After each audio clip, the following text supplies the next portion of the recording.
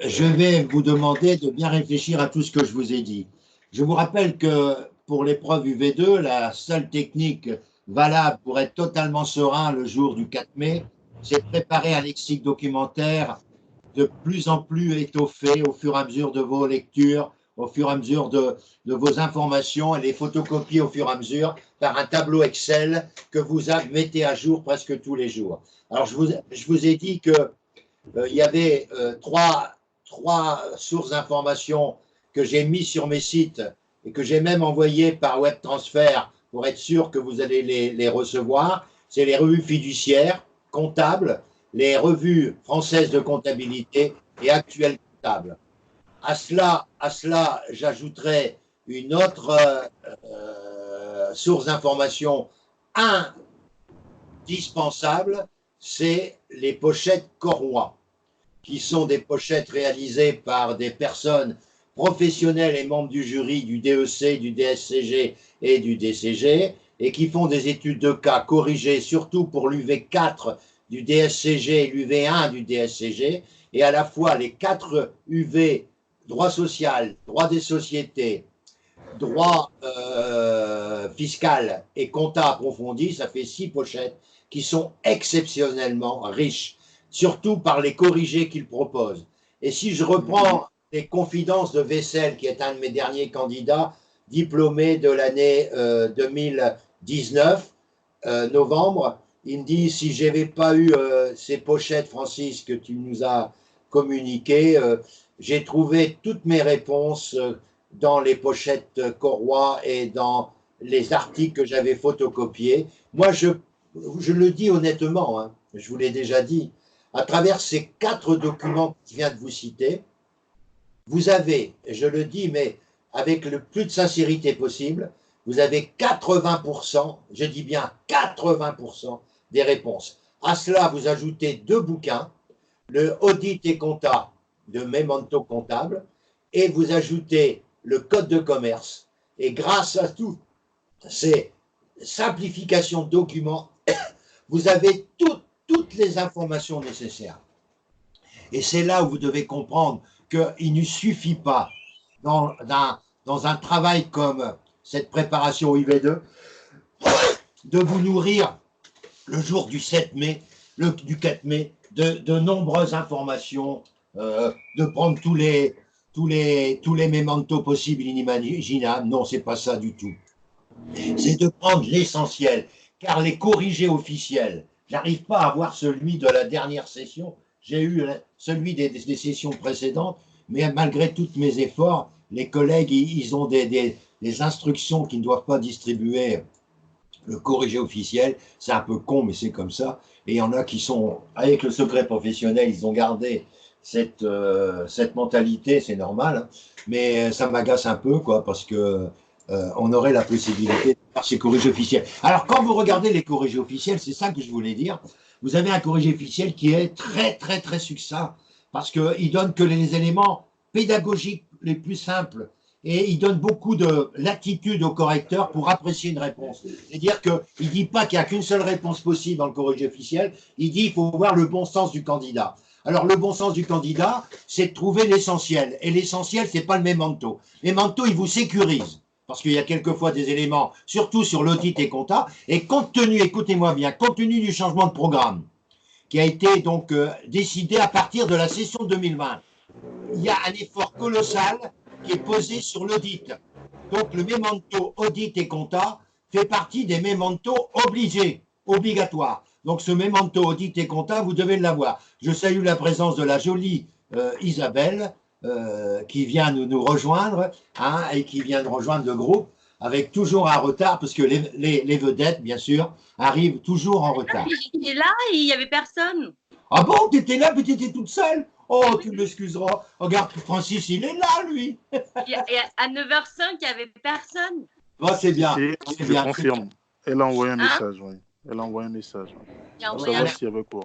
Allez, c'est vrai, tu es gentil. Donc, je suis en train de vous dire que les trois revues que je vous ai données, Fiduciaire Compta, Française de comptabilité, Actuelle Compta, plus les pochettes Corroy, plus le memento comptable audit, plus le code de commerce, pour la session 2020. Quand je dis pour les sessions 2020, je tiens compte du changement de programme qui a échafaudé plus d'informations nécessaires pour le candidat sur l'audit contractuel. Donc, rien qu'avec ces documents-là, que vous avez sur mon site, sur mes sites, tous ces documents, vous les avez sur mon site, sauf le memento audit et comptable que je vous remettrai.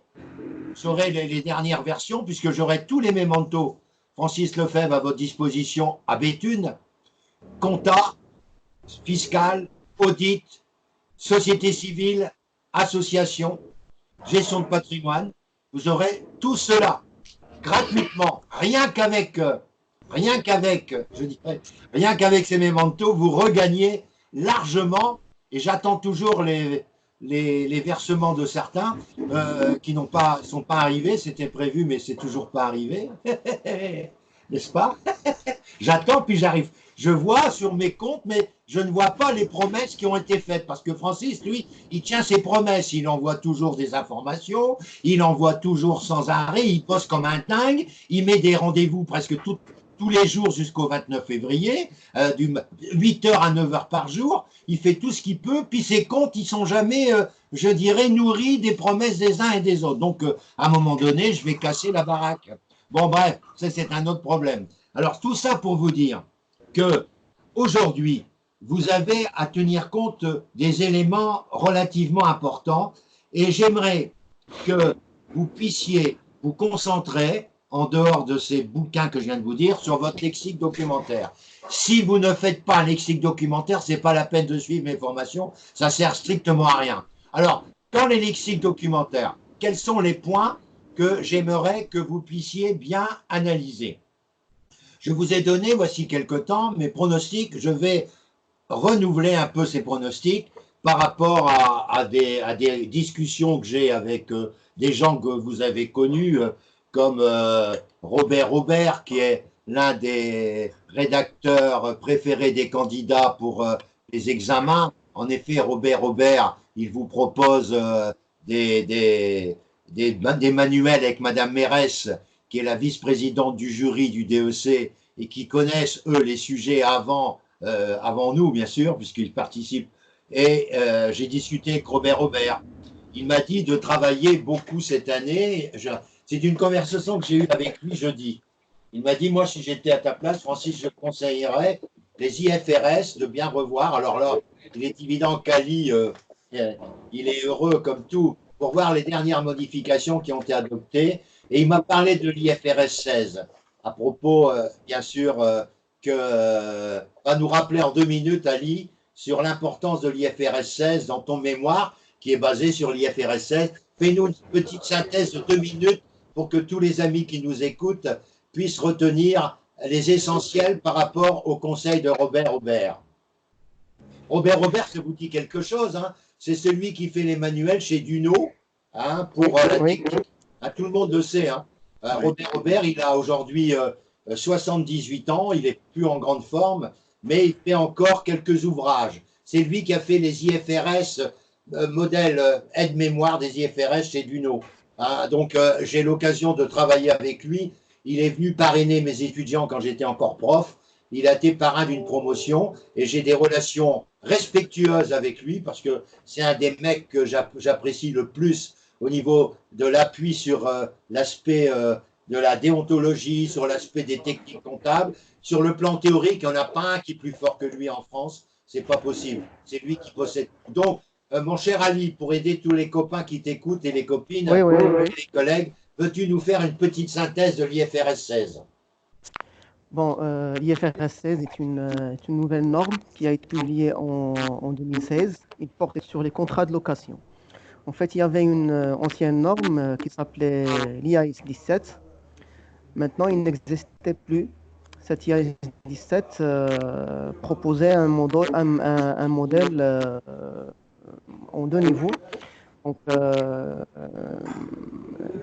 il parlait, l'IAS 17, de la distinction entre la location simple et la location financement. Maintenant, avec l'IFRS 16, il y a un nouveau modèle qui change radicalement le processus de traitement en contrat de location, particulièrement chez les preneurs. ce modèle exige de faire figurer au bilan la majorité des contrats de location. Donc, il n'y aura plus une distinction entre les contrats de location simples et les contrats de location financement. Maintenant, tous les contrats de location, pratiquement tout, parce qu'il y a quelques exceptions près, figurant dans le bilan des entreprises. Il y a plusieurs particularités par rapport à cette norme. Il y a plusieurs difficultés. Donc, il y a la question de la durée, la question de la définition du taux d'actualisation, etc. Donc, c'est une norme assez technique qui nécessite une étude bien approfondie. Donc, mais généralement, en résumé, c'est ça.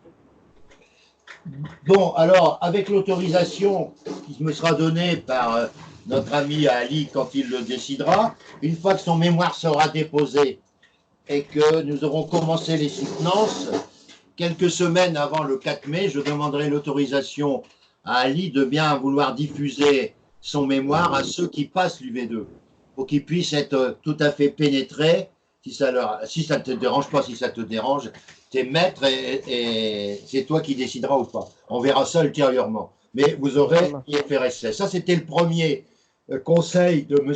Robert Aubert. Il m'a parlé aussi, deuxième chose que vous devinez tous, c'est les inflexions, les modifications de la loi Pacte au niveau de l'expertise comptable.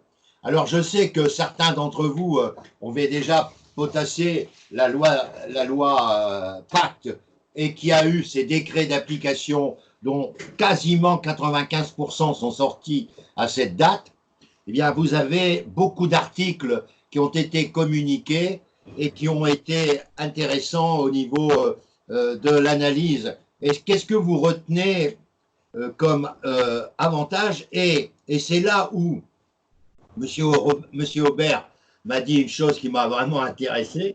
Il m'a dit, tu sais, la loi Pacte a revalorisé le URL. Est-ce que tes candidats connaissent bien le URL? J'ai dit, écoute, il y en a un qui connaît bien l'URL parce qu'il y a un de mes candidats vaisselle de l'année dernière, toujours le même, qui a fait les buralistes et l'URL. Il a eu 13 au mémoire. Donc, moi, je vous invite, compte tenu des conseils, je lui avais déjà dit ça, le URL est quelque chose qui n'est pas connu de beaucoup de candidats. Alors, moi, j'aimerais que vous fassiez une recherche sur le URL, EIRL, hein, I, avec les avantages et inconvénients découlant de la loi Pacte. Parce que vous allez peut-être avoir un dossier dans lequel vous aurez un gars qui veut se mettre en URL et il demande à son expert comptable, et vous êtes l'expert comptable le jour du 4 mai, de donner les avantages et inconvénients et d'expliquer pourquoi le URL aujourd'hui en 2020 a autant d'atouts qu'elle n'avait pas en 2018 par exemple, avant la loi Pacte. Écoutez bien ce que je vais vous dire, hein. Ça c'est hyper important. Autre chose qu'on a évoqué avec Robert au cours de notre discussion, écoutez bien, c'est la SAS imposable à l'IR. SAS imposable à l'IR en France, avec des modifications, avec des suggestions, de voir pourquoi la SAS aujourd'hui, en 2020 en France, est la société qui a le plus, je dirais, d'appropriation des créateurs ou de transformation d'entreprises individuelles en SAS. Là, c'est une question qui est posée et qui peut être intéressante pour un cabinet d'expertise. Parce que quand vous êtes le 4 mai devant votre copie, vous êtes un expert comptable. Et vous le savez, vous êtes un expert comptable ce jour-là. Vous devez non pas vous comporter comme un candidat, mais comme un véritable professionnel et avoir des mots clés, des mots forts, une pédagogie concise qui permettent de répondre facilement et clairement aux questions posées par votre demandeur. Votre demandeur est pressé.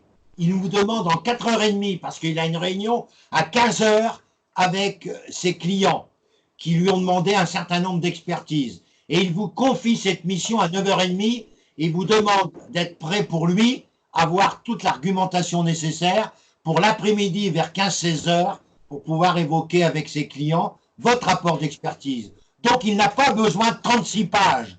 Il a besoin au total d'avoir une copie bien présentée, d'avoir un sommaire, d'avoir une introduction, d'avoir un classement par ordre des questions posées et d'avoir, à écouter ce que j'ai déjà dit dans les sessions précédentes, d'avoir l'occasion de présenter. Donc, je répète, à travers les commentaires de notre ami et de notre ami monsieur Robert, c'est IFRS, c'est l'EURL et la loi Pacte, c'est la SAS à l'impôt sur le revenu. Bien, ça c'est les aspects généraux. Ensuite, qu'est-ce qui est très important également, c'est le problème de la fiscalité patrimoniale. J'aimerais que, compte tenu que l'Ordre des experts comptables développe de plus en plus la volonté de développer, écoutez bien, pas la gestion patrimoniale, mais la démarche patrimoniale de l'expert comptable, j'aimerais que vous regardiez sur mon site toutes les informations que je mets dans Actualité comptable, etc., où j'ai fait un dossier depuis plusieurs années qui s'appelle Patrimoine.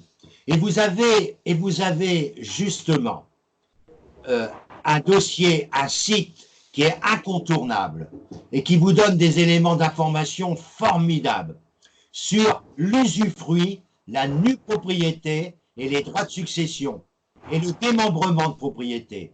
Voyez-vous, on a discuté avec Robert, il m'a dit, tu vois, moi je sens quand même que, compte tenu des évolutions, mais quand il sent, alors qu'il connaît le sujet, ça me fait rigoler, quand il sent qu'il y a des démarches patrimoniales dans l'air, il me dit, il faut que tes candidats maîtrisent bien la notion de démembrement de propriété, d'usufruit, parce qu'on n'a pas l'habitude de poser des questions très rapidement sur la fiscalité patrimoniale ou sur la démarche patrimoniale, alors que tu sais, tes candidats, ils doivent le savoir, ils doivent le noter dans les copies qu'ils réalisent. Il faut toujours que le candidat, quand il fait un travail sur une analyse, qui fait l'objet de commissions au Conseil supérieur, de ne pas hésiter à rappeler les commissions. Alors, vous avez deux commissions sur lesquelles je vais revenir après. Il y a la commission patrimoniale et puis il y a la commission des services publics. Ces deux commissions-là vous donnent régulièrement, écoutez bien, vous donnent régulièrement des informations, des synthèses de ce qu'ils pensent. Et ils ont fait des articles et des condensés extraordinaires sur la démarche patrimoniale de l'expert comptable. À ce sujet, j'ai un candidat qui est actuellement au Québec, qui est d'origine algérienne, Malek, qui est un garçon formidable, qui est en train de bâtir sa notice sur la démarche patrimoniale entre le Québec, où le Québec, les experts comptables qu'on appelle les CPA, font plus de 50% d'honoraires en démarche patrimoniale, parce qu'ils ne vendent pas de produits.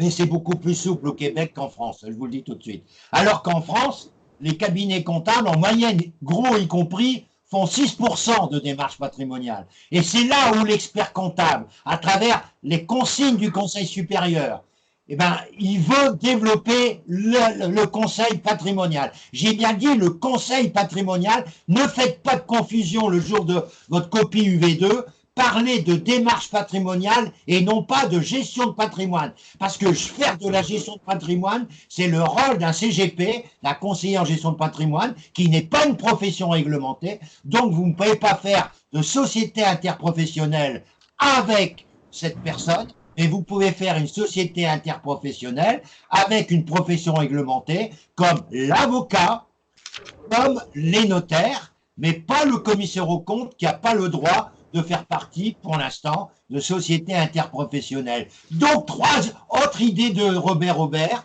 un bon sujet sur les sociétés interprofessionnelles et la démarche patrimoniale. Et c'est pourquoi je souhaite que vous regardiez avec intérêt toutes mes informations que je mets sur patrimoine au niveau de mon site Loi de finances 2020 et que je vous demande de mettre sur vos favoris le site Blog Patrimoine. Le Blog Patrimoine, il fait des articles tous les jours. C'est un conseiller, un jeune, il n'a pas 40 ans, que je connais. C'est un type extrêmement pédagogue. Il fait des articles sur tout.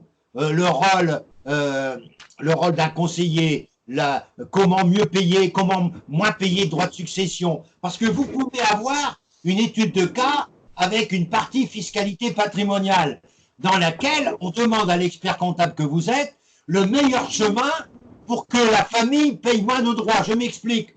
C'est un exemple.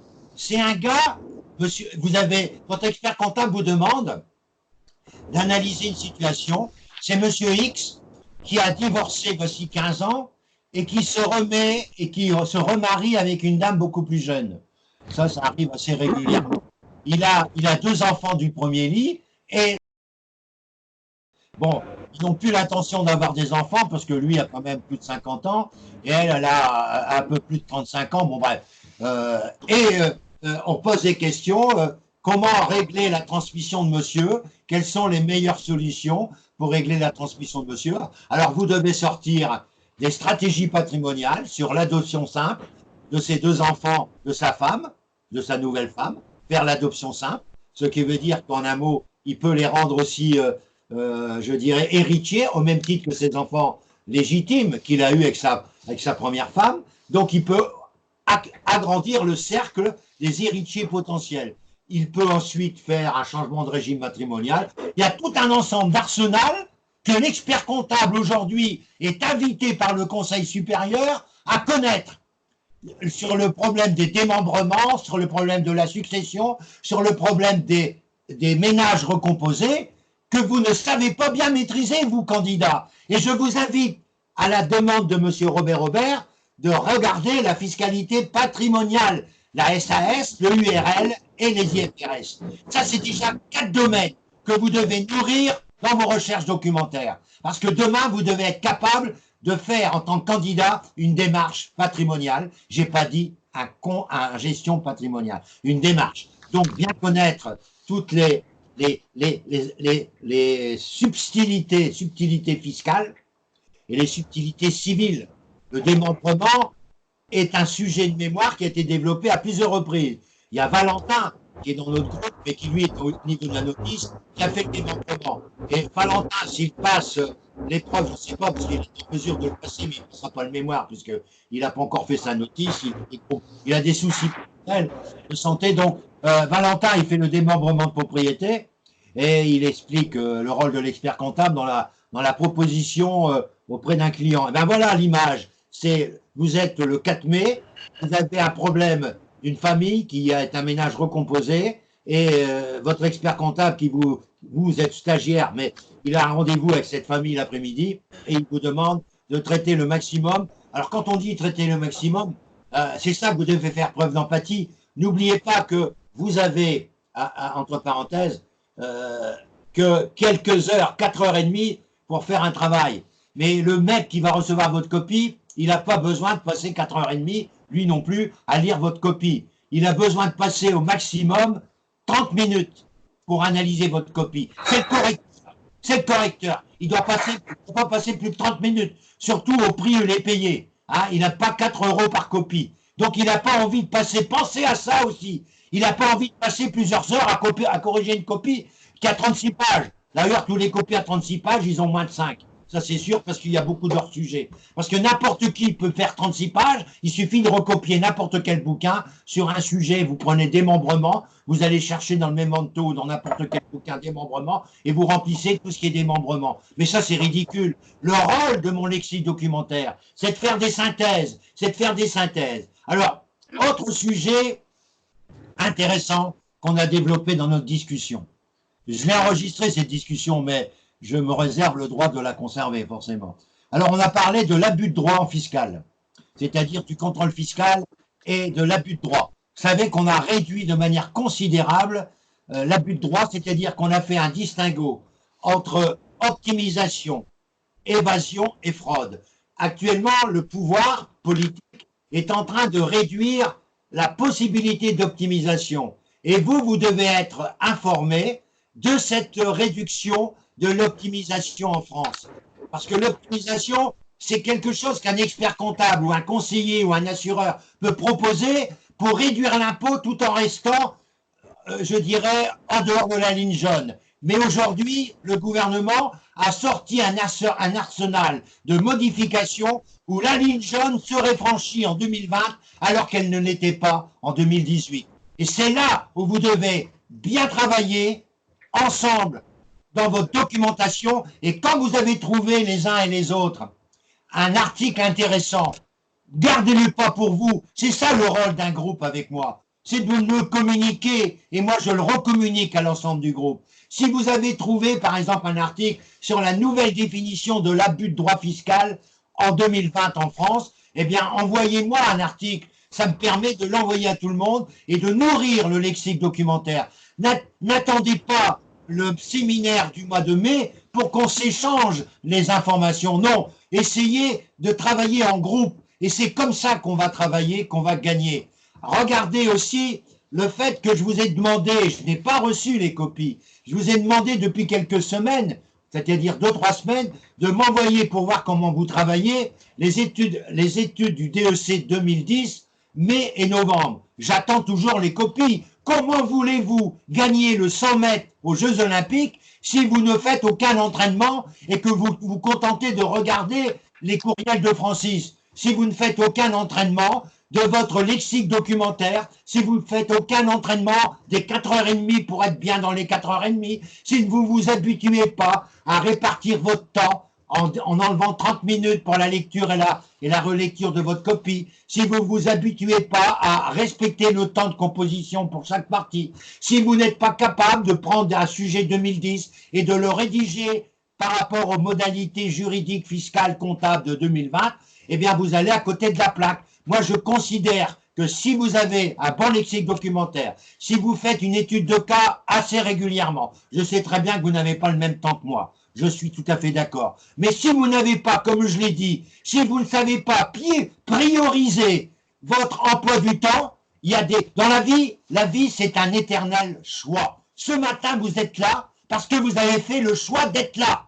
Mais il y en a d'autres qui ne sont pas là. Ils ont fait le choix de rester dans leur lit, ou ils ont fait le choix d'aller se promener avec leurs enfants. C'est aussi intéressant. Mais ils ont fait un choix. Mais si aujourd'hui, en tant que candidat au mémoire, candidat à l'expertise, à quelques encablures de votre diplôme, si vous n'arrivez pas à prioriser votre emploi du temps vis-à-vis de ce travail, c'est pas la peine de continuer. Et je m'adresse à Michel, et je m'adresse à Germaine, et je m'adresse à Flaubert, et je m'adresse à Julien, et je m'adresse à Cyril, et je m'adresse à tous ceux, et j'en oublie, à Narel, qui ne savent pas prioriser leur emploi du temps pour ça, c'est pas la peine, vous n'arriverez pas à avoir la note qu'il vous faut pour être expert comptable. Il faut dans la vie se donner les moyens. Il faut bien sûr préserver l'équilibre familial, c'est l'aspect numéro 1. L'équilibre familial, pour moi, c'est l'aspect numéro 1. Il ne faut pas trop perturber. Mais quelquefois, il faut gagner. Quand j'ouvre mon doodle à 7 h du matin en disant même, je pense à mes Camerounais, s'ils sont disponibles à 6 h, je pourrais me lever à 6 h pour les aider. Mais quand aujourd'hui, je suis le 15 février à attendre encore des mémoires de Michel, de Julien, eh bien, je me dis, de Bruno, je me dis, mais comment ça va aller? Je ne peux pas travailler avec ces gens-là. Je ne peux pas travailler du 28 au 29, 24 heures sur 24 pour lire leur mémoire, parce que, vous savez, et Ali, il peut le confirmer, je lis le mémoire de A à Z, n'est-ce pas, Ali? Ali, t'es plus là? Ah mince alors, il est sur la photo. Mais je lis... Si, je suis là. Est-ce que tu confirmes que je lis le mémoire de A à Z? Oui, oui, tout à fait, je confirme. On a tout lu, on a tout refait, tout lu. Il n'y a pas eu une phrase qu'on n'a pas lue. Eh bien, moi, je passe un temps fou. C'est pour ça que je relis tous les mémoires de A à Z. Alors, j'ai relu, écoutez-moi bien, le mémoire d'une candidate qui a eu 8 et qui m'a sollicité après son 8. Je n'avais pas travaillé. Les gars, ils ont fait des remarques, etc. Mais j'ai retrouvé plus de 100 fautes d'orthographe en relisant son mémoire, ou même quelquefois des syntaxes complètement débiles, alors que le jury n'avait rien vu du tout. Ça prouve encore une chose, et je le dis et je le répète, un grand nombre de jurys du mémoire ne lisent pas le mémoire, ils se contentent de le parcourir et surtout de lire la note de synthèse et de poser des questions d'ordre général à partir de la note de synthèse. C'est pour ça, et je le revendique encore 1000 fois, c'est pour ça que la note de synthèse, pour moi, ne sert à rien. Elle ne sert qu'à des jurys fainéants. Moi, je souhaiterais qu'on supprime la note de synthèse qui, je vous rappelle, c'est une compilation entre l'introduction, entre la notice et un peu de conclusion sans dévoiler quoi que ce soit. Mais c'est une sorte de synthèse entre ces trois documents-là. Ça permet à ceux qui sont feignants et qui ne lisent pas le mémoire d'avoir une idée générale du mémoire.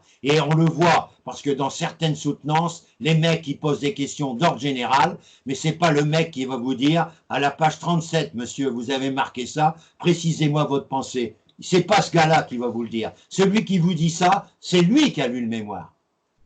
Voilà. Donc moi, je peux confirmer à travers le travail que je fais sur une candidate actuellement que c'est inadmissible d'avoir des jurys de cette façon de travailler. C'est honteux, honteux, honteux, honteux. Il y a même des choses qu'elle a dit qui étaient plus d'actualité, qui sont dépassées depuis 15 ans. J'ai dit, mais tu ne te rends pas compte que tu as noté? Elle me dit, oui, c'est vrai, je me rends compte maintenant. Parce qu'ils m'ont dit de pas, dans la présentation de leurs commentaires, ils ont dit, c'est pas la peine de tout revoir, vous devez apporter uniquement quelques éléments techniques complémentaires. Donc elle l'a fait. Mais quand j'ai relu son mémoire, parce que moi j'ai dit, je ne me contente pas des éléments techniques, j'ai vu un nombre de fautes, un nombre de conneries absolument inadmissibles en 2020. Et malgré tout, les mecs, ils ne l'ont pas lu. Donc ils ont dit, faites-moi, voilà, ils ont mis 8, alors que moi j'aurais mis 4, hein, je vous le dis tout de suite, hein, j'aurais mis 4. Bon, c'est pas grave, je reviens avec sur... si on t'envoie une copie, parce que est-ce qu'après on peut faire un doodle pour parler de la copie Bien sûr, mais mon travail, ma grande Isabelle, c'est que quand tu m'envoies une copie, ma grande, tu prends rendez-vous sur Doodle avec moi pendant 1 heure, individuellement, et puis on discute de ta copie, et je dis ce qui ne va pas, je dis ce qu'il faut faire, je dis comment il faut améliorer. C'est ça mon rôle. Ok, ok. Mais moi, je vais vous donner dans quelques minutes un travail à faire. Je vais t'envoyer quelque chose pour vendredi, je pense. Ah, d'accord. Bah, écoute, Pétrice et Alice, si tu as le temps, si tu es d'accord, on va revoir tout ça ensemble. Moi, je t'avoue que tous les documents, il y a quand même beaucoup de choses. Je n'arrive pas à les lire parce que le format, il n'est pas bon. Alors, je ne sais pas c'est quoi. Tu n'arrives pas à les lire, mais mes courriels, tu arrives à les lire quand même. Les courriels, oui. Mais tu arrives à lire les PDF. Tu as le même problème que moi ou pas? Mais tu m'envoies un courriel en m'expliquant tout ce que tu ne peux pas lire et je l'envoie à mon webmaster qui s'occupe de ça depuis que j'ai mes sites. C'est un ancien étudiant qui est responsable informatique de Serre France.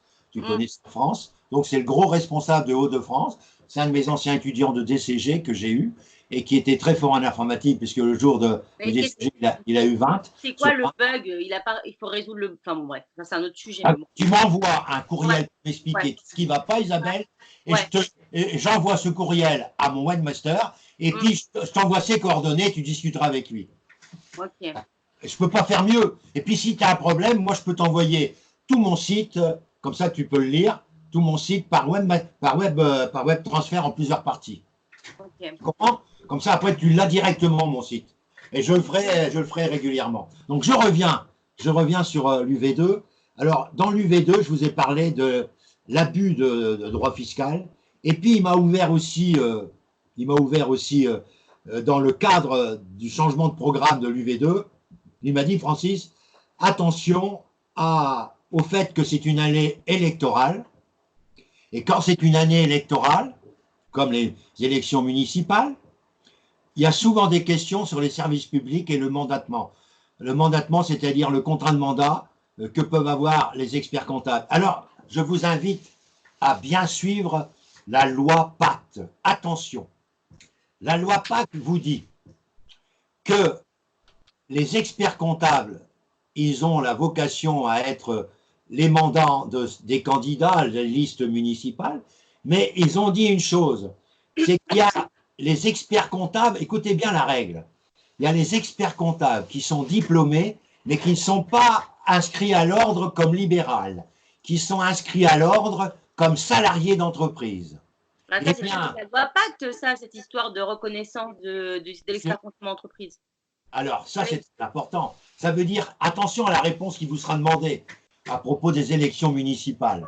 et du mandatement des candidats, c'est que les experts comptables salariés d'une entreprise diplômée pourraient être pour les élections municipales, c'est-à-dire que moi, même si je ne travaille plus, comme je suis diplômé, je peux travailler en demandant des honoraires, mais je peux travailler aussi pour une liste municipale, alors que comme je ne suis plus inscrit à l'ordre, je ne suis plus bien sûr en état de le faire, mais comme je suis diplômé et que je travaille encore avec mon épouse, eh bien j'ai toutes les conditions, surtout que j'étais inscrit à l'ordre avant, pour être le mandat de certaines listes en me faisant payer éventuellement ou pas payer, c'est moi qui le vois. Mais ça, c'est la nouveauté. Donc, il faut que vous, comme l'a dit Espérance, Espérance, c'est son nom, Isabelle, mais c'est deux mots très sympathiques, hein. C'est deux mots pleins de positifs.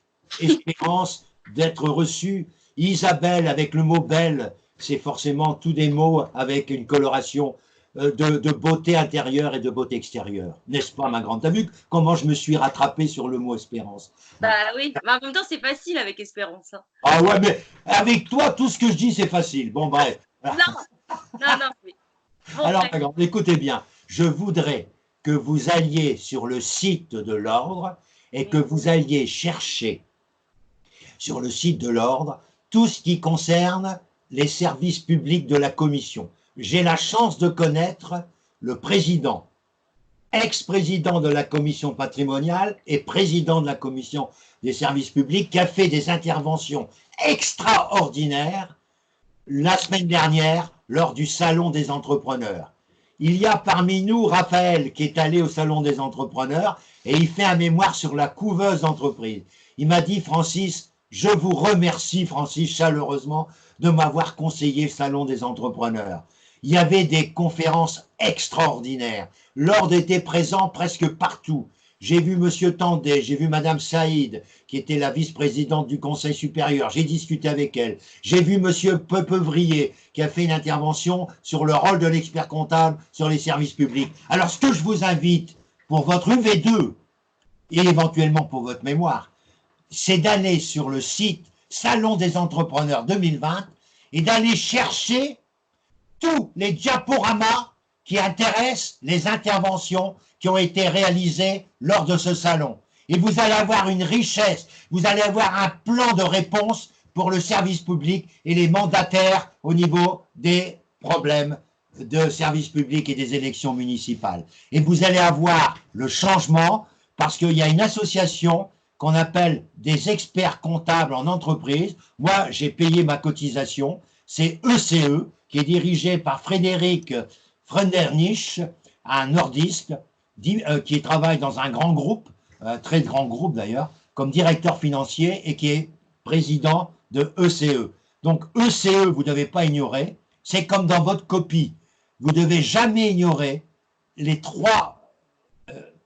deux syndicats, IFEC et ECF, en disant que ces deux syndicats, il faut être positif quand vous faites une conclusion, parce que vous êtes soit corrigé par vous êtes sûr d'être corrigé par un expert comptable parmi les deux membres du jury, ça c'est sûr, et un professeur éventuellement, ou alors deux experts comptables, mais jamais deux professeurs, c'est pas possible.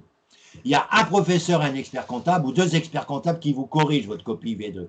Et vous savez que 90% des correcteurs sont soit ECF, soit l'IFEC. Donc, si vous parlez d'ECF, parler d'ECF, c'est de parler de qui? C'est de parler d'Araou, c'est de parler de Joseph Zornietti, et c'est parler du futur candidat de Marseille, dont j'ai oublié le nom, qui est le futur candidat au Conseil supérieur. Et là, les élections ont lieu bientôt, n'oublions pas, parce que là, c'est une année élective pour tous les conseils régionaux et conseils supérieurs. C'est-à-dire qu'actuellement, le Conseil supérieur est dirigé par l'IFEC. La Commission nationale des commissaires aux comptes est dirigée par l'IFEC depuis de nombreuses années. Mais tandis qu'au niveau de l'ordre, il y a un turnover. Araou, c'était ECF.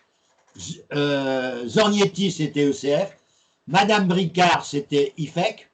Aujourd'hui, Tendé, c'est IFEC. Mais demain, c'est-à-dire au mois de mai, qui sera le président? Je ne peux rien dire, moi je n'ai aucune préférence, je connais les candidats d'un côté et les candidats de l'autre. Je répète, le candidat ECF c'est un Marseillais, président du conseil régional actuel de Marseille, qui est un candidat qui fait beaucoup d'articles. C'est d'ailleurs un article que j'ai envoyé cette semaine au groupe. C'est l'image vieillissante de l'expert comptable. C'est pas lui qui l'a rédigé, mais c'est lui qui l'a parrainé cet article. J'ai même dit, attention, c'est pour faire vos focus, éventuellement dans vos mémoires, même un focus, parce que vous avez le droit de faire un focus dans votre copie. Hein. Moi, si j'étais candidat à l'UV2, je prépare des focus pour ma conclusion. C'est-à-dire, je m'explique, moi, j'ai pour principe de coller avec mon temps quand je faisais une copie. Moi, j'ai fait la grecque avec l'économie, j'avais pas droit, bien sûr, aux documents, mais dans ma tête, j'avais appris par cœur des citations récentes. Et puis, voyez-vous, quand j'ai passé la grecque, pour moi réussir, et je le dis la même chose pour des candidats, j'avais appris par cœur les 10 derniers jurys de l'agrégation, de tout ce qui recommandait de ne pas faire, de faire, etc. Je connaissais par cœur ce qu'il fallait faire, ce qu'il ne fallait pas faire. Eh bien, si vous relisez sur le site Compta Online ou sur le site Francis, jury DEC dans le site DEC 2020, vous avez les jurys. C'est en PDF, donc vous pouvez tous lire. Vous avez tous les derniers jurys de M. Martial, qui fait ses recommandations pour l'UV2, parce qu'il fait des recommandations pour le mémoire, il fait des recommandations. Vous relisez les dernières 5 années, ça fait 10 sessions, des conseils qu'il donne pour l'UV2, parce qu'à chaque session, il fait un rapport. Ben, vous pouvez même, je dirais, en ce qui concerne vos recherches, si vous avez le temps, vous faites rapport des jurys DEC, vous arrivez automatiquement sur Compta Online qui vous fait les rapports des 10 dernières années. Alors, vous allez pouvoir lire et vous faites une fiche que vous apprenez par cœur des recommandations qu'il fait sur l'UV2. Et vous verrez qu'avec ce conseil, vous gagnez un temps fou. Alors, je reviens sur ce que j'étais en train de dire. Moi, si j'étais candidat, je mettrais dans mon lexique documentaire un certain nombre de focus que Francis a mis dans son site qui s'appelle Focus Mémoire, dans son site DEC. J'ajouterai aussi les dernières citations de M. Tandé. J'essaierai de trouver les citations d'un gars d'ECF, celui de Marseille. Araou, qui parle beaucoup, puisque Araou est président de BDO, et il fait beaucoup de tweets, et il est sur Twitter, Araou, beaucoup sur Twitter, et il fait beaucoup de confidences sur la transition numérique. Alors moi, si j'étais vous, pour ma conclusion, je ferais, voyez-vous, un petit condensé sur le congrès 2020 qui parle des 3 M.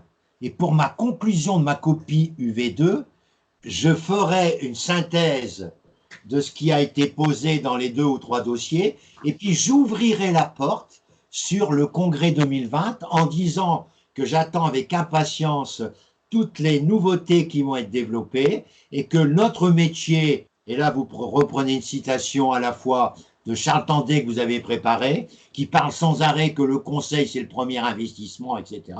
Et si vous mettez Tandé, si le gars qui corrige chez ECF, il ne va pas apprécier, donc vous essayez d'équilibrer en mettant un certain nombre de choses.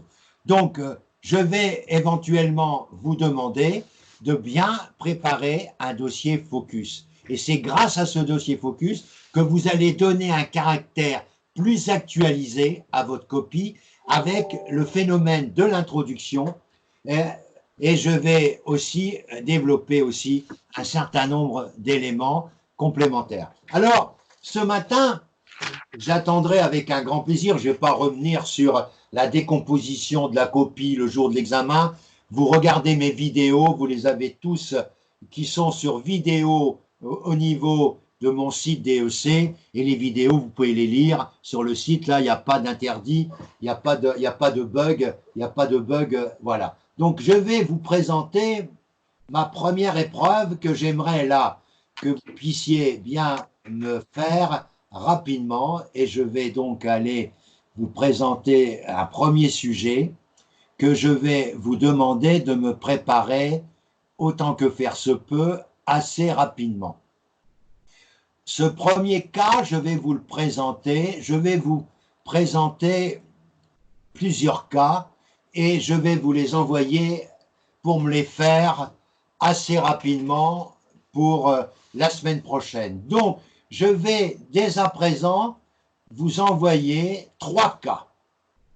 3 cas que je vous envoie, des cas qui ont pour but d'être nouveaux pour vous et de vous proposer de bien réfléchir. Ça va pas être des cas longs, hein, ça va être des cas d'1 heure.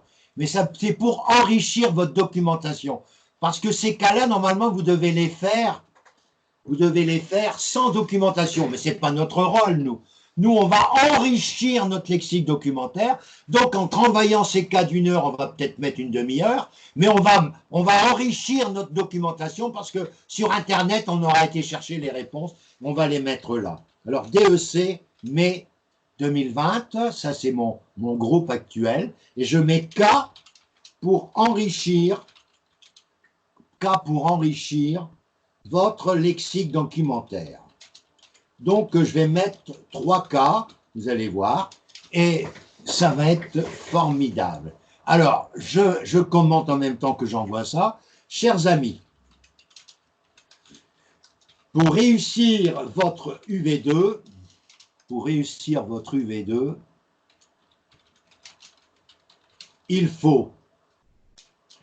il faut écouter mon dernier enregistrement de ce jour et effectuer ces trois exercices intéressants pour samedi prochain. Et préparer pour vendredi 28 février, le DEC 2011, le DEC mai 2011 sur Compta Online. Donc ça, ces 3 petits exercices doivent être effectués pour samedi et en dehors de ceux qui sont en retard, là, parce qu'il y a encore 3 études de cas, doivent être effectuées de ce jour et effectuer, j'ai oublié, j'ai fait des fautes là, effectuer ces 3 exercices. Vous allez voir qu'avec ma méthode, vous n'allez pas pouvoir. Le 10, on peut le faire aussi, mais c'est pour cette semaine, ça. C'est pour cette semaine. Vous allez voir que vous n'allez pas mettre un temps fou, mais vous allez dire, Francis, tu as raison, tu nous fais réviser des points qu'on n'avait pas vus. Alors ça, c'est des petits exercices que j'ai préparés et qui vont vous donner, bien sûr, beaucoup de choses. Donc, actuellement, alors, bon courage et à demain pour les notices et mémoires, à partir de 9h. D'accord. Voilà. Ça, comme ça, vous voyez que je fais tout ça en direct. Comme ça, je n'oublie pas et je vais vous envoyer tout ça dans quelques instants. Donc, je vais mettre ces cas-là et à demain. Voilà. Donc, j'y vais tout de suite. Je vais chercher mes 3 petits exercices que j'ai préparés à votre attention et je m'en réjouis. Ça, c'est des petits exercices dans le but de nourrir, même ceux des études de cas que je vous demande de préparer, dans la forme que Francis vous a précisé dans ces vidéos précédentes ou dans ces vidéos précédentes, parce que c'est une vidéo finalement. Donc, je regarde et je suis tout de suite à vous pour vous présenter mes 3 dossiers qui vont être envoyés à cet instant. Alors, j'y vais tout de suite. Alors, je fais un premier dossier sur le problème de l'évaluation des entreprises. Bien. Je vais faire un deuxième dossier. Alors, on y va. Je vais faire un deuxième dossier sur le contrôle interne et l'audit. Alors, là, je fais énoncer. Voilà. Le corrigé vous sera donné ultérieurement. Et je fais un troisième dossier, cas pratique. Donc, je reprends mes cas que j'ai préparés et je fais un dossier sur les fusions. Ah non, c'est pas ça. Je ne le fais pas maintenant. Je ne vais pas le faire maintenant. Alors, diagnostic que je vais faire un dossier. Diagnostic, je le fais tout de suite. Donc, voilà. Je vous ai envoyé, alors je vais corriger mes fautes d'orthographe parce que j'ai travaillé vite. Je vais envoyer tout ça. Ignorer, contaminate. Alors pour les notices et mémoire. À partir de 9 h. À partir de 9 h. Voilà. Alors je mets bon courage. Francis. Donc, j'ai le plaisir de vous envoyer ces dossiers et voilà. Donc, ceux qui veulent gagner, ils le font. Ceux qui veulent perdre, ben voilà. Donc, nous allons envoyer ça et ce travail sera donc à effectuer si vous avez le temps. Moi, j'impose rien. Mais si vous voulez réussir, il vous le faut, hein, ça, il n'y a pas de problème.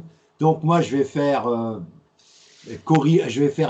petit dossier qui va s'appeler exercice rapide, que je vais appeler un exercice rapide sur l'audit, sur le contrôle interne. Tout ça pour vous permettre de nourrir et d'être plus fort. Je vous rappelle que pour l'UV1, pour ceux qui la passent, et je pense à Ali, ici dans ce groupe-là, il n'y a qu'Ali qui doit passer l'UV1, c'est de lire régulièrement les carrés deck, de relire toutes les annales que vous avez sur mes sites de l'UV1 depuis 2010 et de rechercher les questions qui reviennent fréquemment en relisant les annales et en faisant des fiches.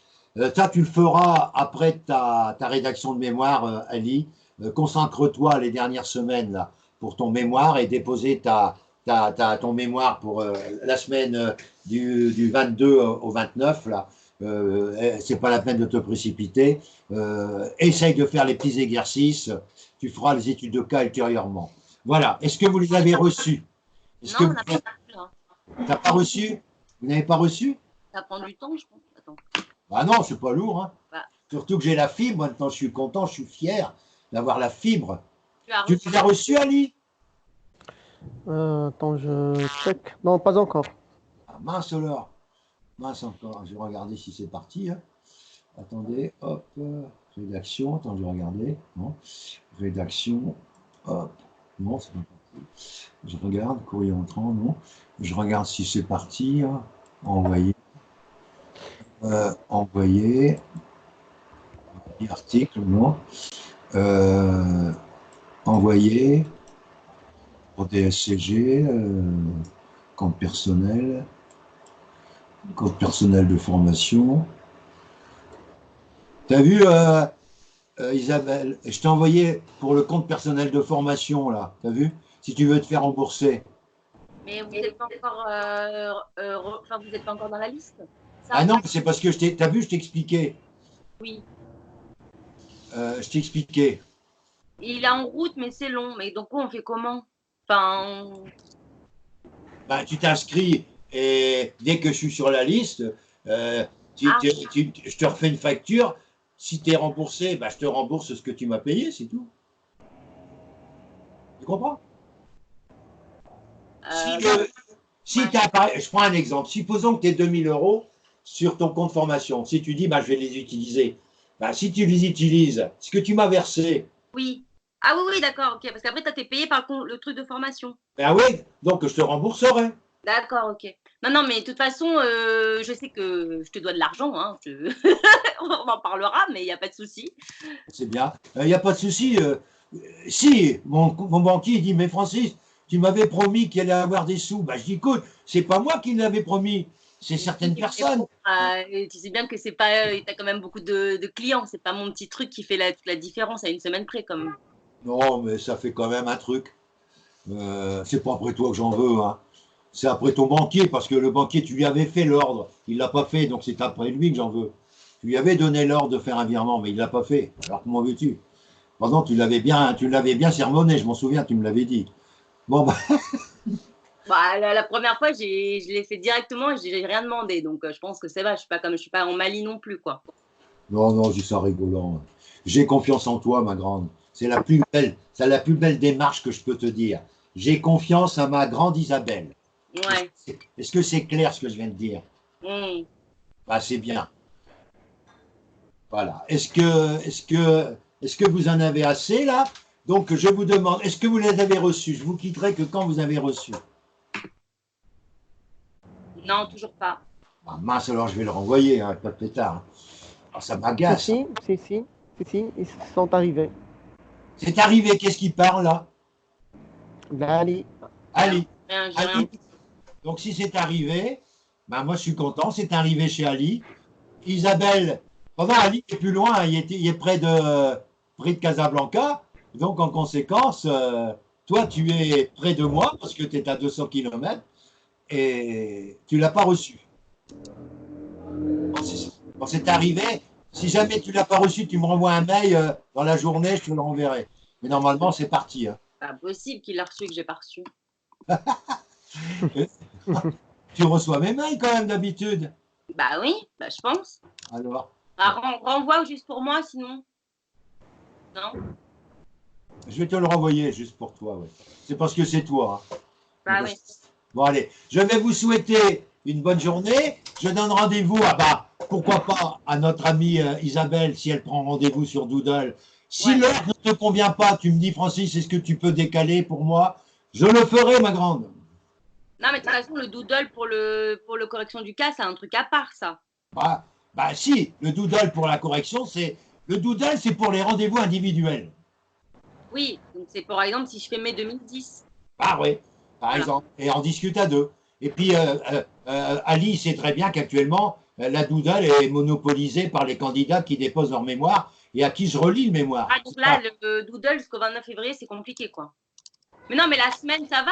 La semaine. Moi, j'ai des trous des fois. Et il y a même des trous, je dirais, il y a même des trous le midi, j'ai mis. Hein. Mais le Doodle, tu l'envoies une fois par semaine? Bah, je l'envoie une fois par semaine. Bah oui, hein. Et puis il se retrouve sur mon site. Hein.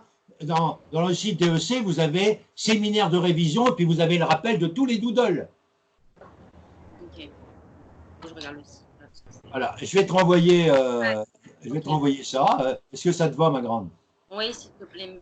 Merci. Il n'y a pas de s'il te plaît, je le fais avec volontiers. Je ne suis pas comme ça, moi, je suis pas comme ça. Moi, j'aime bien mes candidats et pour moi, mes candidats sont devenus mes amis.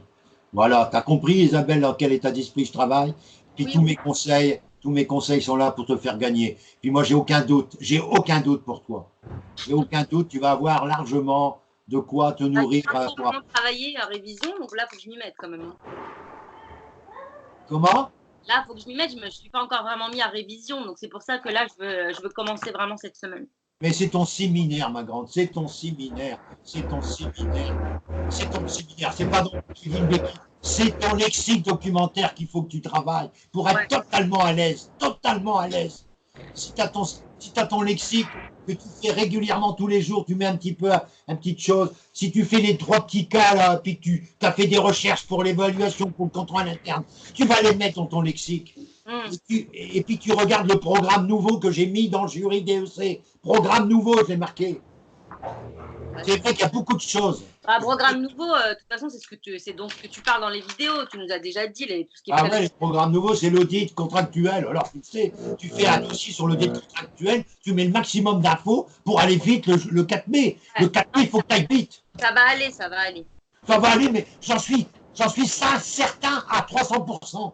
Ça va aller pour tous ceux qui me font confiance. Tous ceux qui me font confiance. Voilà. Bon, donc, si j'ai pas reçu, je fais une... parce que j'ai toujours pas reçu. Hein. Voilà. Donc, je vais te souhaiter à tous, les amis. J'étais très heureux de te voir, Alice, ce matin. Ça m'a fait plaisir. Merci. Je suis content. Et puis, tu apprends toujours des choses, hein, j'en suis sûr. Francis, il vous donne toujours des petits détails pour aller plus vite. Voilà. Donc, je vais donc maintenant vous envoyer, pour Isabelle, je lui envoie tout de suite, les 3, je vais rechercher le mail que j'ai envoyé, puis je vais te le renvoyer. Donc, je vous souhaite à tous un bon week-end. Je retrouve certains d'entre vous, si possible, ou si pas possible, c'est vous qui décidez, c'est pas moi, demain matin pour faire le tour avec les mémoires de ceux qui préparent le mémoire et la notice, pour que tout le monde puisse bien comprendre les attendus d'une notice, la note préliminaire, la synthèse et surtout la conclusion, l'introduction de chaque mémoire, qui doit être travaillée avec beaucoup de rigueur.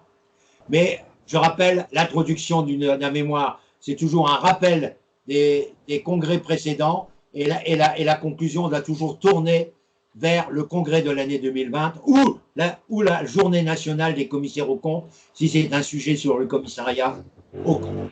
Et si c'est un sujet, comme l'a fait notre amie Isabelle, sur un pays voisin ou un pays ami ou une partie d'outre-mer de la Mayotte, de montrer que la France a aussi des perspectives à Mayotte. Si les experts comptables se serrent les fesses, il y a du travail à faire à Mayotte. C'est ce qu'elle a dit et c'est ce qui lui a permis d'avoir 18 aux mémoires. Sur l'ouverture d'un nouveau marché, en fait. Ouais, c'est ça. Tu as bien travaillé, tu as fait du marketing. Voilà, en disant que le marketing, c'est là justement une synthèse de ma rencontre ce matin. Le marketing, c'est l'un des mots forts du congrès 2020 qu'a mis en place déjà notre amie Isabelle lors de son mémoire, parce que le thème 2020, c'est les 3 M, marketing, marque et marché pour le développement des cabinets comptables, avec un nouveau président du Conseil supérieur. C'est pourquoi le 9 mars prochain aura lieu, avant la passation de pouvoir de M. Tandé, la dernière distribution des diplômes des sessions qui se sont déroulées en novembre 2019 et pour certains d'entre eux de mai 2019. Voilà. Ouais. Et ça sera une distribution. Le compte rendu du congrès, tu as un site là-dessus? Le compte rendu du congrès, c'est sur Internet? Ben oui, bien sûr. Tu peux regarder aussi, tu fais des alertes sur le congrès 2020. Comme ça, tu as toutes les infos sur le congrès 2020. Voilà. Voilà. Allez, bon dimanche, bon week-end et faites les 3 exercices le plus rapidement possible et nourrissez votre lexique documentaire. C'est mon rôle. Voilà. Vous aurez 3 exercices chaque semaine d'1 heure, en plus d'une étude de cas. Allez, on y va les amis, on va gagner tous ensemble. Okay. Je vous embrasse, à très bientôt. À bientôt, merci. À demain, Bali. À demain et d'après-demain. Allez, et mardi matin. Si juste après, je t'envoie, hein, dans 2 heures. Je t'envoie tout, ma grande, tout de suite. Ouais. Tout de suite. Allez, salut, tu peux compter sur moi. Ouais.